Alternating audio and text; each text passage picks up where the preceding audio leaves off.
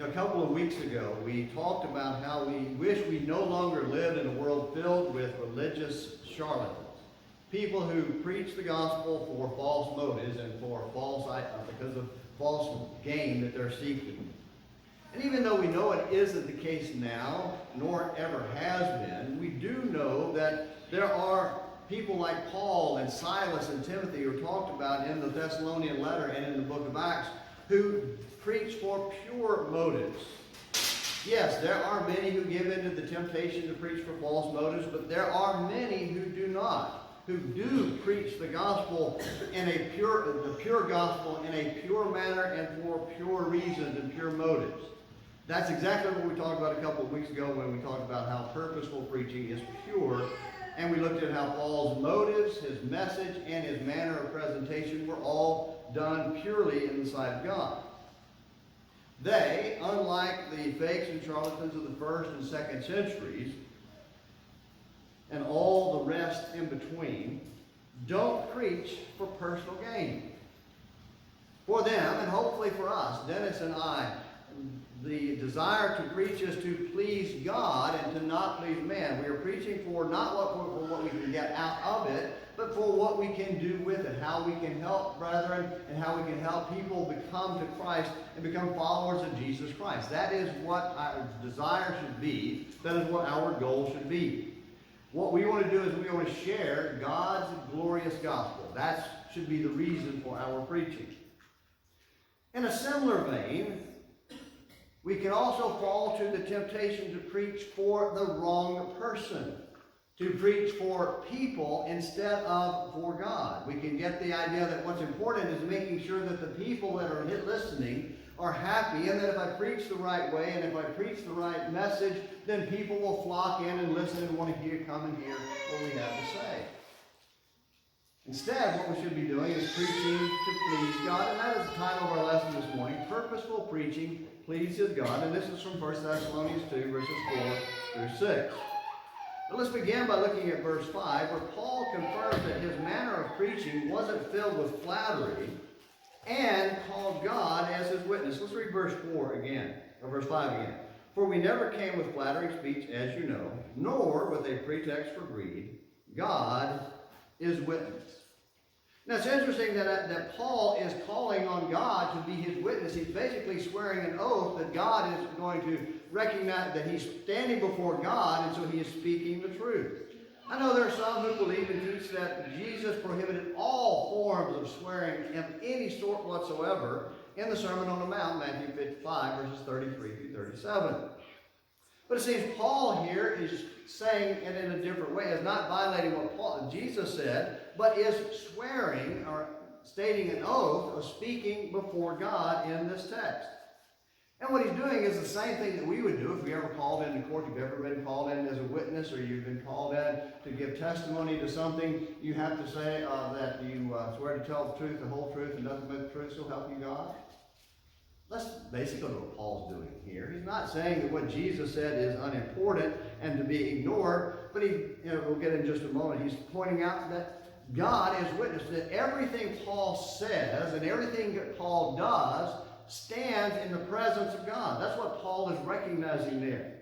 And he does it again in Romans chapter 1 and verse 9, and in 2 Corinthians 1 and verse 23, and in Galatians chapter 1 and verse 20.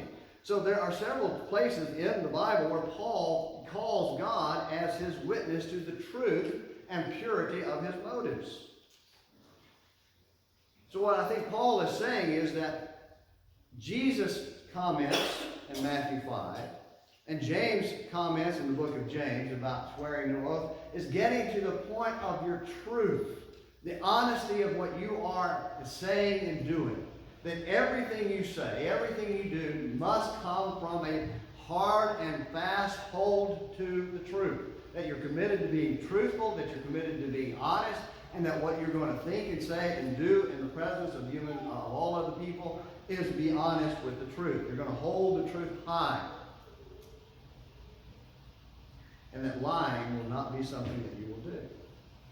And we're looking at this because I think this is getting to the core of the idea of pleasing God. That when we are going to please God, we have to realize that everything we say and do stands before God. I read a lot of books, and I'm reading a fantasy series right now where the people within this series, the writer deals with the issue of honesty. And you have all these characters in the story, and you have to worry about, are they being honest or are they lying? And so they have a form of swearing an oath where they bind themselves to uphold that oath, and if they violate it, it hurts them physically.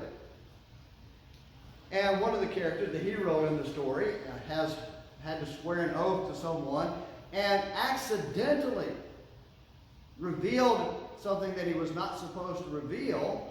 And it hurt him so much that the person with whom he made the oath had to come and release him from the consequences of breaking his oath, even though he'd done it by accident. He had not intended to do so. Of course, there's always that guy, right?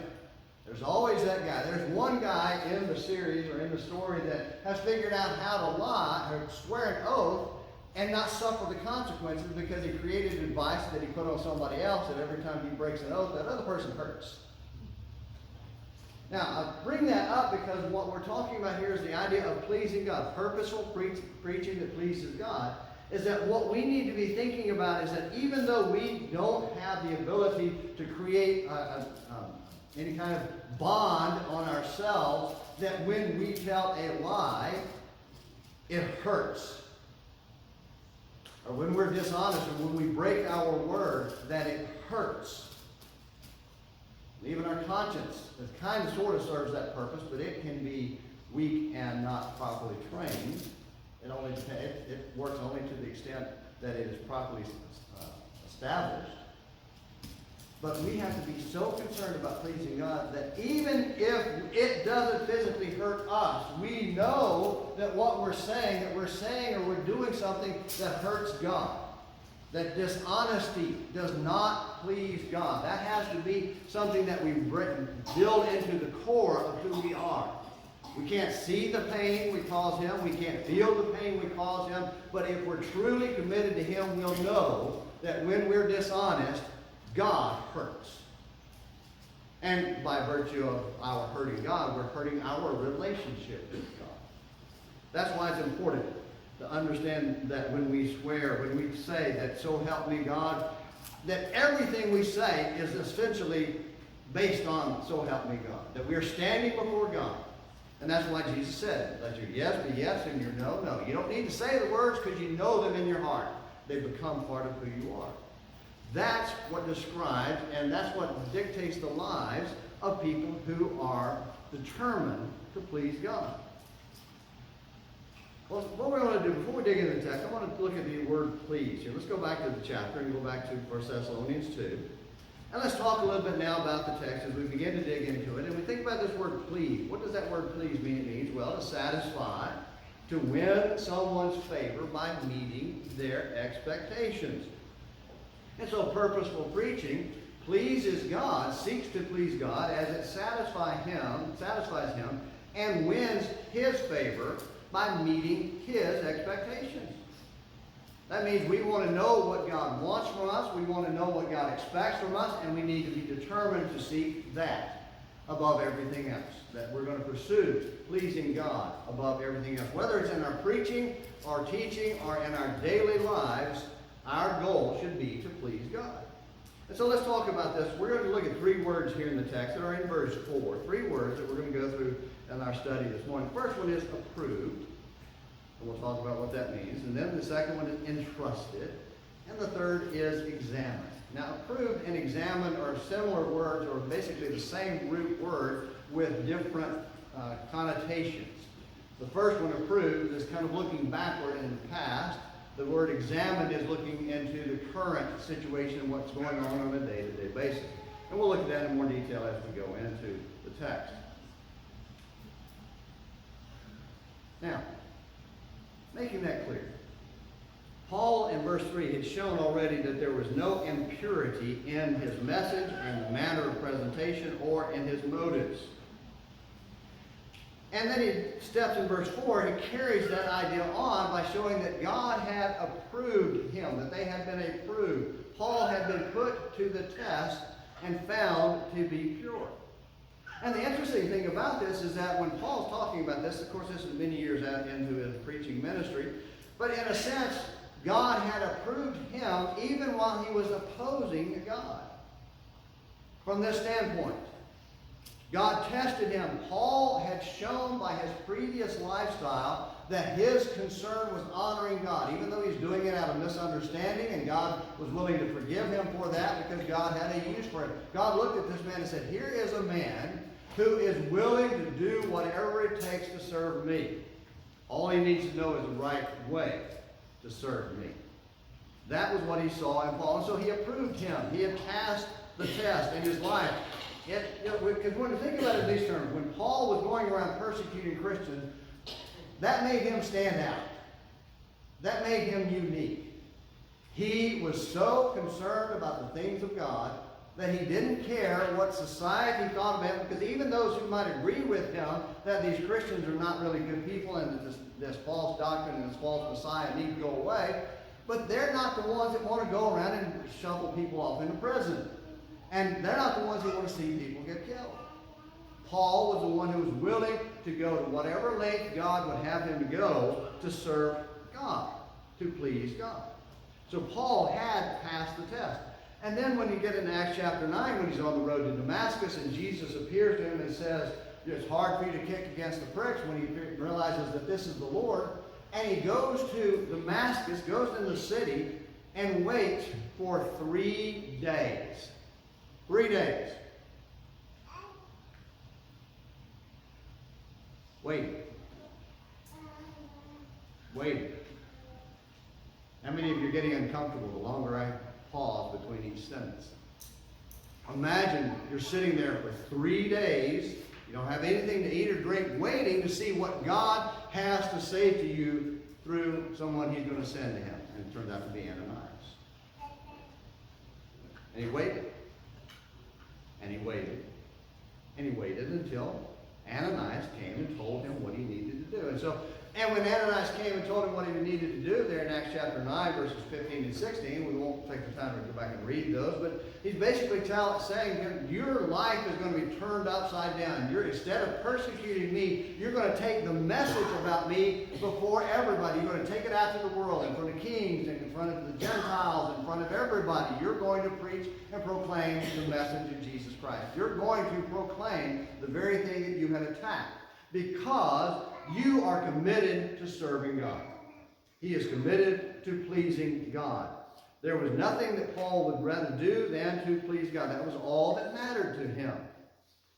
And so this word approved is the idea, it's an interesting word, it's the idea of passing the test, and it comes from the practice of taking metal, like you want to have you get some ore out of a mine, and you melt it down, and you burn off all the slag and the dirt and things that are impure, and you get all that, and you skim off the impurities until you get down to the pure gold or to the pure silver.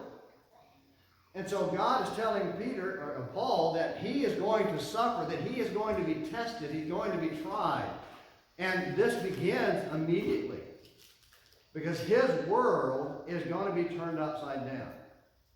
And we're talking in Bible class this morning about how when the Jews went up to Antioch and they began preaching to Gentiles, and how that threw the church into an uproar. And Paul, having gone to the Cornelius the centurion, a Gentile, and baptized him into Christ, and how that just threw everybody's world upside down. Paul's world was turned inside out, upside down, however you want to describe it. His whole focus had been on serving the law of Moses, serving God, and teaching the law of Moses, and applying it, making sure people were applying it in their daily lives. And now all of a sudden, after 3 days of waiting, Ananias comes, and he says, arise and be baptized. But he says that a little bit later, but he tells him, God has a work for you. You're going to go into the world and you're going to teach the gospel of Jesus Christ. You're going to preach this message you attack. And did Paul say, no, Lord, can't do that. Sorry, I appreciate your interest, appreciate your attention, but no, I'm going to keep going down this path I was on before because it's what I think I need to do. No, he did what God told him to do. His desire was to please God. He was all about pleasing God and not himself. And so his life was uprooted because he had been chosen for a great work. And the interesting thing about this is that means he didn't care what people thought. And that's important for us to think about, and we'll get some more detail on that in just a moment. Come back to that thought here in a second. Let's go back to the text and look at the next thing. Entrusted. But just as we have been approved by God to be entrusted, and that's why I talked about this first part, this first approved, referring to who he was before and what God had saw that he could use him for, is because he talks next about being entrusted. They had been approved, and now they were going to be entrusted. They were going to be given stewardship or ownership of something, or control of something that belonged to God.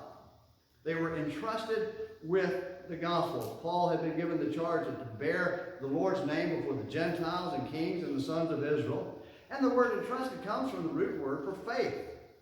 It's just a root word for faith, which means to be persuaded or convinced, to trust. And in this form and in this context, it refers to one who is trustworthy, who can be given possession of something of great value.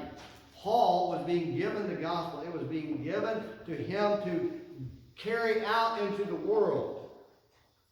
He refers to himself as a mere servant. 1 Corinthians 9:17, he calls it a stewardship. He's been given manager position over this work of preaching the gospel. We got some guys here that I know are in managerial positions and various jobs that they have. And your responsibility is to take things that belong to other people and manage them properly and appropriately, and use them for their benefit, not for your own.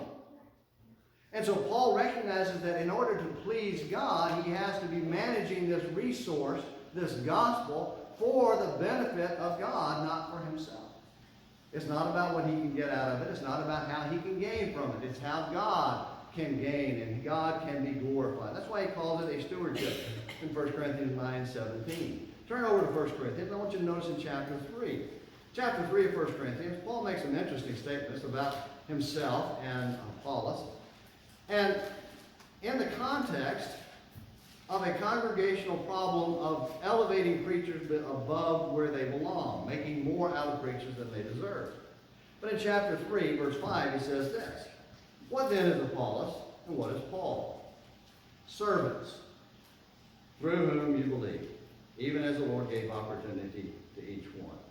So he says, first of all, he's just a servant. That's all he is, someone who serves, someone who does something for other people. He's just a servant serving them. Then he switches over to farming or agricultural language in verse 6. "I planted, Apollos watered, but God was causing the growth." Everybody knows that when you plant, and you can actually have the opportunity to water it, sometimes you just have to wait for rain if you're talking about crops out in a big field. Just a planter. Just a weed puller. I don't have a farm and I don't have a garden, but I have landscaping. And guess what loves to grow in the middle of all that beautiful landscaping? Weeds. So guess what I did all day Tuesday? By weed eating and weed pulling. Because it had to be done. And is there anything glamorous about that? Any of you here said, "Man, I'm going to go home this afternoon and I'm going to pull weeds in my yard." I don't see anybody raise their hands and yes. No? Okay. It's just not glamorous. And I think sometimes we have to understand that as preachers that it's not glamorous from the standpoint of bringing glory to us. All we are is people out here trying to plant seed and water seed so that God can give you growth. In 2 Corinthians chapter 4, turn over a couple of pages in your Bible, 2 Corinthians. In 2 Corinthians chapter 4 and verse 7, he refers to themselves as jars of clay. So that we have this treasure.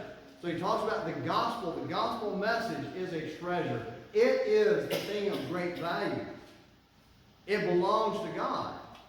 And he says, all we are, so that the surprising greatness of the power will be of God, or this treasure in earthen vessels. This is clay pots. That's all we are. Clay pots. And the idea is to give light that the power will be of God and not from ourselves.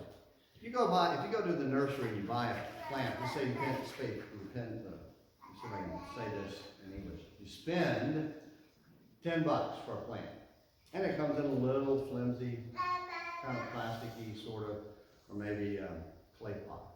It's just an earthen vessel. And you get it home and you drop it and you break the clay pot. Do you get upset that you broke the clay pot? Did you spend $10 for the pot or for the plant? It's what's in it that matters. And that's all we are. That's what he's trying to say. That's what he's trying to understand. That they were entrusted with the gospel because they know their rule. Paul knew his role in the Lord's work. And so all of us need to know, whether we're preachers or teachers or just everyday Christians who are trying to share the gospel with other people, that we're just earthen vessels who have a small work and a limited work as messengers bringing the word of God. It's not about us. It is not us. It is not about anything except the word. It's about the word and about God. And that word will go on long after we've turned to dust. Preaching will keep going long after we're gone. And that's why we share it instead of hoarding it. Well, the third thing here is, the third word is examine. And again, it goes back to a similar version of the word approve, but now it's talking in present tense. Approved was talking about past tense. Now he's talking about something that's present tense. The first use, again, was past tense. This use shows that God is examining their hearts as they go about preaching the word. They never get outside of the scrutiny or vision of God. God's watching them. And we saw that in the class a few weeks ago in chapter 9 of the book of Acts, how that immediately after the gospel, after being told the message he was going to have, Paul walked right into the fires of persecution. Went right into the synagogue and began teaching the gospel that he'd come there to attack. And then after receiving visions in Arabia and coming back and preaching more and more, it got to the point where they wanted to kill him, so they had to put him in a basket and let him out outside the wall because he couldn't get safely through the gate. Then he goes down to Jerusalem, and in Jerusalem he goes down there. He's excited about the message of Christ, but the church has said, whoa, whoa, whoa, this is the guy that wants to kill us. And Barnabas, that was talked about earlier, brought him in and said, hey, he's a good guy. This is one of the good guys. He's one of us. And so they accepted him. But what did he do? He went and tried to talk to the people that he had been working with to persecute the church. And immediately they wanted to kill him. And so he had to leave Jerusalem again. And then over and over, everywhere Paul went, he was attacked. He was stoned in Lystra. He was beaten and jailed in Philippi. And in 2 Corinthians chapter 11, verses 23 through 28, it lists how many times that he was whipped without number. He doesn't even remember how many times he got whipped. And he was beaten and just constantly attacked and abused. All because he was willing to be a clay pot, serving his purpose, pleasing his master, pleasing God. And so that's why he was approved of God. He was found pure, approved of God. Now, thankfully, none of us have been tested like this. It simply does not happen here in America. It does happen in other places across the world. There are places where your life would be on, we would all be at risk for having assembled in a place like this, but not here. Thank God for that, it is that case. But someday it might happen. And so we have to ask ourselves, who are we trying to please, man or God? Will we pass our test or fail the test? When our faith is tested, when we become concerned about how people respond to us. And that's really how it affects us, is in dealing with people. For instance, we talk about people in the world. We talk about those who are around us. What do we say to our friends when they want us to approve their lifestyle? I write on Facebook pretty much every day. I've been doing this since January 2014 started. And I'm working my way through the Bible, and I'm up to the book of 1 Corinthians right now. And I wrote about the gay pride the other day, and I have a cousin who is declared himself gay, and was furious, took me to task, sent me a long message in Facebook, a public message, and basically called me an unloving homophobe. And so, and actually, as far as rebukes go and as far as diatribes, it was really rather mild. He's my cousin, so he wasn't too harsh on me. But he still took me to task and basically said I didn't love people and I was a homophobe. And I had to respond to him as kindly as I could and tried to explain to him that he missed the entire message, the point that I was making. It's just that he saw the word gay pride in there and just went nuts on it. How do we react? Because that was one of the things he was saying, that if you were enlightened, you wouldn't be so quick to condemn gay people. You're still missing my point. But it's not enlightened. It's being afraid of what other people are going to say about you or to you. That's what's driving that. And we have to be very careful about that. It doesn't mean go out and be mean or cruel, but it means are nasty or ugly, to be honest and truthful. Any of you know the rock group 21 Pilots? Anybody? I see some smiles. Okay, I like 21 Pilots. They have a song called Stressed Out. Probably their biggest hit. It was from several years ago. And the chorus of that song says, "My name is Blurryface, and I care what you think." And that's what the song is about, being stressed out, trying to please everybody. And trying to make everybody around them happy. So that's our real test, is how we are around our peers. How are we going to respond to them when they don't want to hear what we have to say about baptism? Or when they don't want to hear what we have to say about sleeping around with people of the opposite or same sex? Or to what we have to say about drinking alcohol or watching porn or all those kind of things.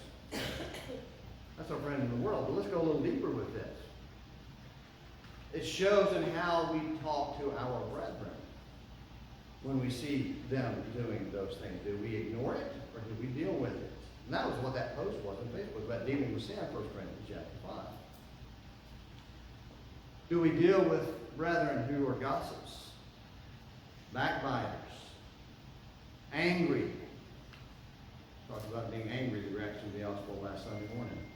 Bitterness, disputing, envy, and other works of the flesh. Do we deal with those things when we see them in our brethren, or do we say, well, that brethren, we're going to have to ignore this. We don't want to cause any waves. Well, if you got brethren acting like that, they're causing waves. And then it needs to be dealt with. What is our desire? To please man or to please God? Part of the test it also shows in how we treat others and how we react to how people treat us.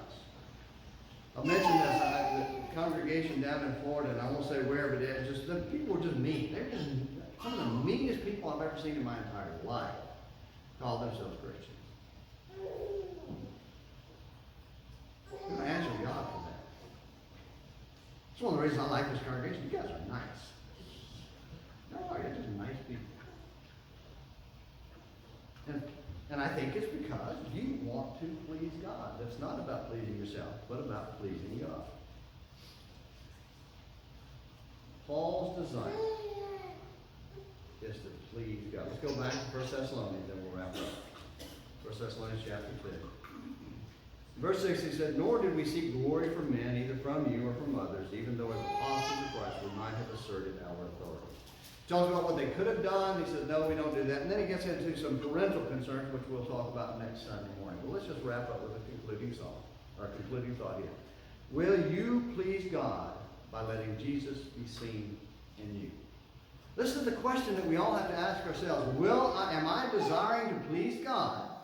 And the only way I can please God is if Jesus is seen in me. So that when I'm walking down the street and I'm talking to people, I'm interacting with people, they see someone who is concerned about the things of God and not the things of men. That's concerned about pleasing God and not pleasing people. Because if we get caught up in pleasing people, we're just going to get twisted in all kinds of knots. But when we're concerned about pleasing God, it's very simple. And if you're not a Christian, of course, you can't be pleasing God. That requires believing in God. And if you believe in Jesus, that He is the Son of God, this morning you can become a Christian. If you will repent of your sins, confess His name, and be baptized in water for the remission of your sins. Because when you die to your old self, and then you're buried in that water, you rise up a new creature who is taking on the image of Christ. And it's a process. You don't walk out of there automatically, never having any of the temptations you had before. But it's a process that you must undergo, and it's a change that you must undergo, because you must desire to please God. We'll do that. We can do that. We can take care of that today. We can baptize you today. Or, have you done that in the past? And you've gone back into the world. How much pleasing God? If we can help you in any way, please come while we stand and while we sing.